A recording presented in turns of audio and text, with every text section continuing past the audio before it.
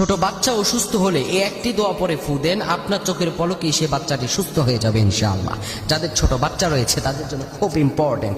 আপনারা এই যুবকেরা যারা শুনছো এই বিষয়গুলো শেয়ার করে দিবা, ফেসবুকে যাবে এই বিষয়গুলো, ইউটিউবে যাবে, সবাই শেয়ার করে দিবা। কারণ যাদের ছোট্ট বাচ্চা রয়েছে সবাই ফ্রাস্ট্রেটেড থাকে যে আসলে ছোট্ট বাচ্চাদের উপরে বিভিন্ন জিন আছর করে, ছোট্ট বাচ্চাদের উপরে বিভিন্ন রকমভাবে বিভিন্ন মুসিবত আসে, অল্পতেই বাচ্চারা অসুস্থ হয়ে যায়। দেখা যায় বর্তমান সময়ে অধিকাংশ যাদেরই বাচ্চা নবজাতক হয়, বাচ্চা হওয়ার পরই অসুস্থ হয়ে যায়। বাচ্চা যাদের ঘরে আছে এই দোয়াটি পরে যদি আপনি ফু দিতে পারেন, আপনার বাচ্চা ইনশাআল্লাহ আজিজ সঙ্গে সঙ্গে সুস্থ হয়ে যাবে।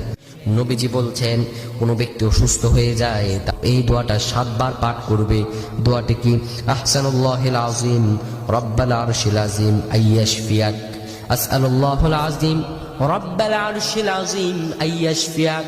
7 বার পরে যদি আপনি ফু দেন, আপনার চোখের পলকে আল্লাহর রহমে সে সুস্থ হয়ে যাবে। 2 নম্বরে